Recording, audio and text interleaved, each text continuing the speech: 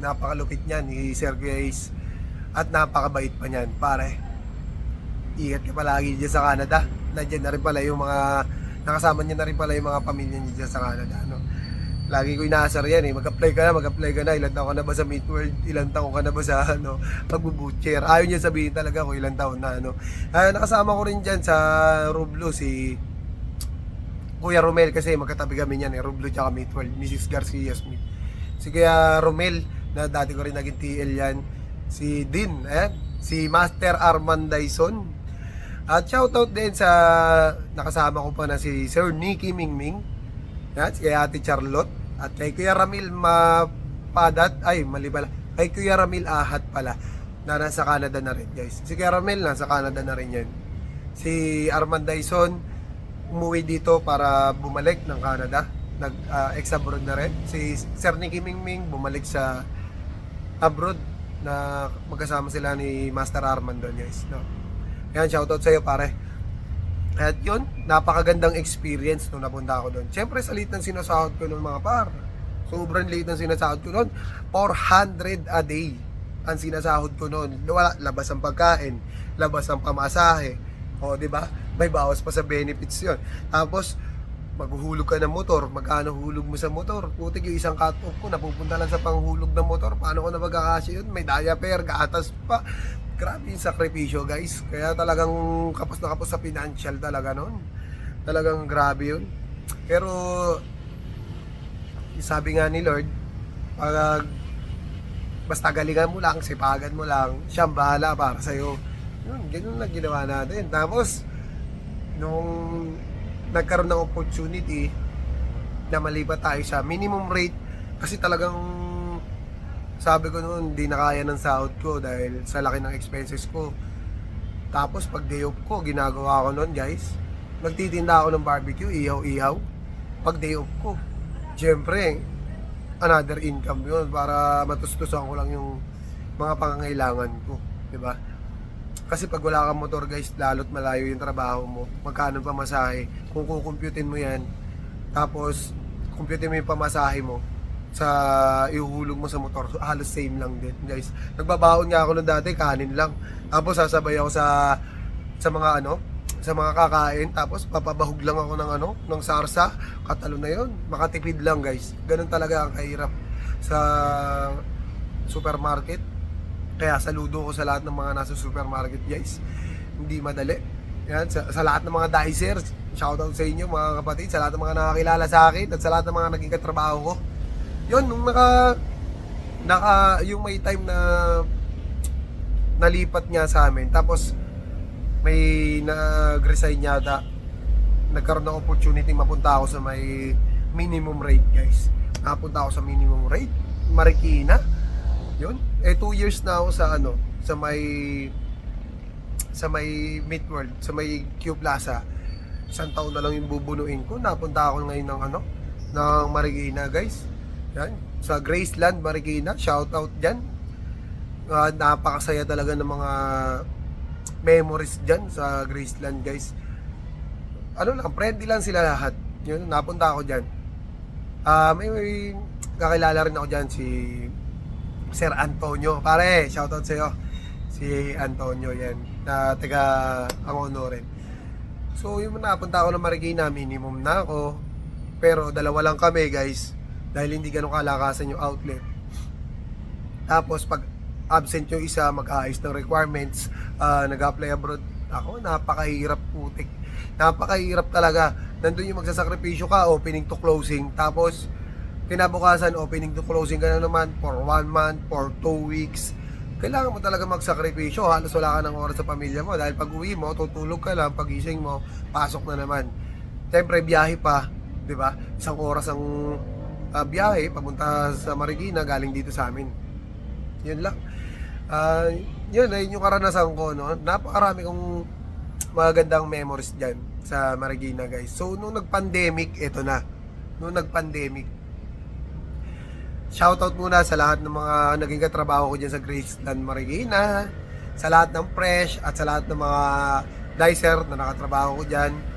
Yan, kay Chong Felipe. Hindi ko na kayo maisa-isa guys, pero ang dami nyo. Shoutout sa inyo at maraming salamat sa experience. So ito na, nag-pandemic guys. Hindi ko pa napaparehistro yung motor ko.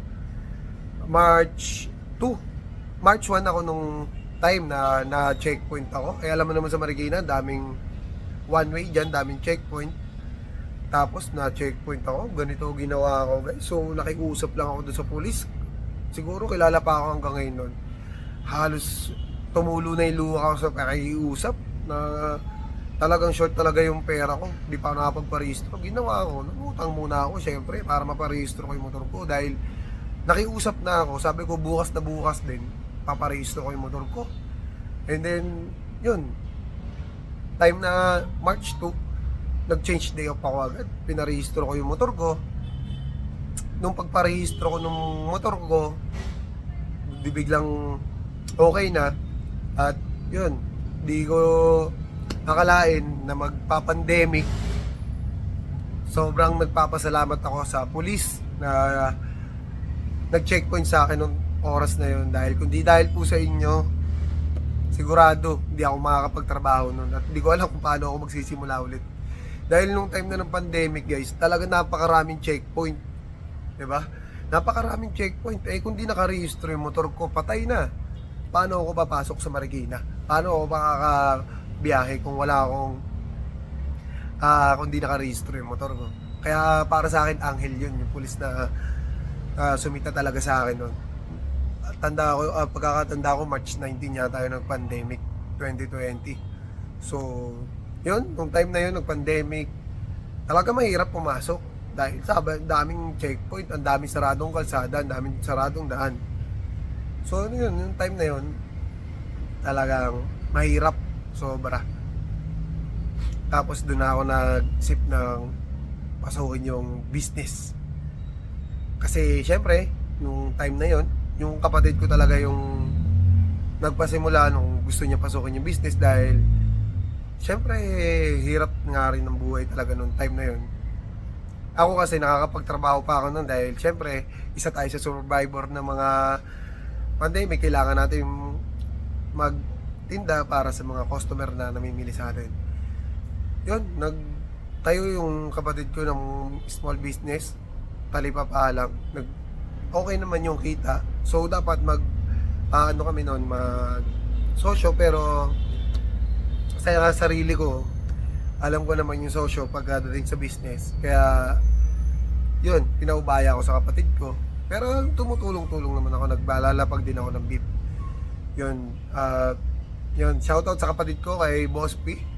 At simula nung nag-start ka, ay malayong-malayo ka na sa ngayon. Yan.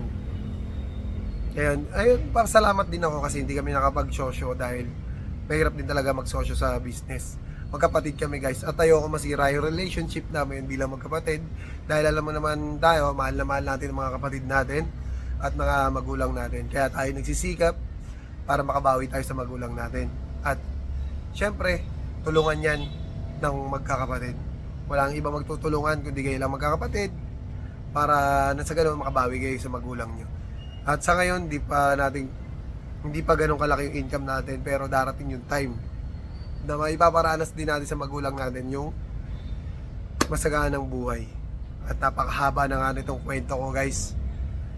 Talagang yun, nag-business kami at nagkaroon ako ng business partner na si Jan Paulo de Borja. Shoutout sa iyo pare. Nagkaroon kami ng dalawang pwesto kaya nagtag-isa kami nung time na yun. Talagang pa-resign na rin talaga ako dahil lagi na ako late sa trabaho dahil di ko kayang i-manage yung business tapos yung trabaho. Team leader ako noon that time. Umaga lagi ipasok ko. So, kailangan 7 nandun ka na sa tindahan. Kasi 9 nag-o-open na yung Robinson. Shoutout sa mga taga Robinson. Kailangan 7 nandun ka na. Lagi ako nalilate. Minsan 7:30. Ganun guys. Kaya ang hirap i-sacrifice. Talaga kasi gigising ako launa. Alas 2. Para kunin lahat ng paninda. Para may titinda kami rin sa talipabang tinayo namin ng business partner ko. So, syempre ako lahat magpe-prepare ng baboy, manok. Tinuturuan ko lang sila. Nagkaka at nag-i-slice. Pero nung time na yun, hindi pa ako ganun kagaling sa pag-i-slice ng pork chop tsaka liempo dahil supermarket nga ako galing. Sanay ako sa Banso. ayun naman yun. Kaya yun, nalagaan lang din natin yung business natin, no? Dahil marunong din naman tayo sa business. Kaya family business din naman tayo. At naging dalawa nga yung pwesto namin. So nagtag-isa kami. Dahil syempre, kailangan nang maiuwi ka sa pamilya. Dahil nagpapagatas ka pa diaper ka. At short na rin yung budget natin. Dahil pa-resign na nga rin ako nung time na yon. Kaya nung nag-resign ako, talagang sabi ko sa partner ko, magtag-isa na nga kami. At yun, ito yung napili kong pwesto. At kasi yung pwesto naman na yun, dahil sa lugar naman nila talaga yon, sa barangay nila. Kaya dito na lang, ako na lang yung pumesto rito. Nagsimula ulit ako sa zero. Yun, naghati na lang kami ron sa mga kailangan namin paghatian para makapagsimula ulit. At awa ng Diyos, sa ngayon meron na kahit papaano, maganda na yung takbo ng negosyo natin, pero hindi pa naman ganun kalakihan yung income. Kaya pinasok ko na rin tong pagbablog dahil para may share ko rin yung knowledge ko na gagamitin ko sana pag apply ko abroad, na ayun yung goal ko talaga simula nung pinasok ko tong pagbo-butcher, guys. Pero ang dream ko talaga ay magkaroon ng business, guys. So yung pagbablog ko, ito ay shinare ko talaga yung knowledge ko sa lahat ng mga baguhan, kasi nakikita ko talaga sa lahat ng mga legit butcher na nag-a-apply, takot talaga sila sa IELTS, no? Yung iba mahina talaga pumick up ng English. Pero tip ko lang sa inyo, guys, aralin nyo lang mabuti, manood lang kayo ng mga pangbatang anime na English, no? Mga Dora, ganyan, yung basta marami pa, malaking tulong yan, guys, kasi basic English lang naman yan, no? Tapos gumamit din kayo ng dictionary, Taglish, yan, matututunan nyo lahat yan. Napakalaking impact niyan, guys, kapag nag-aaral ka ng IELTS, no? Nakakatawa sa iba, pero talagang ganun talaga yung reality. So yun, guys, sa ngayon ako nga pala si Kim Jo, isang baguhan sa lahat ng mga veterano, at isang veterano sa lahat ng mga baguhan, at ito ang aking kwento.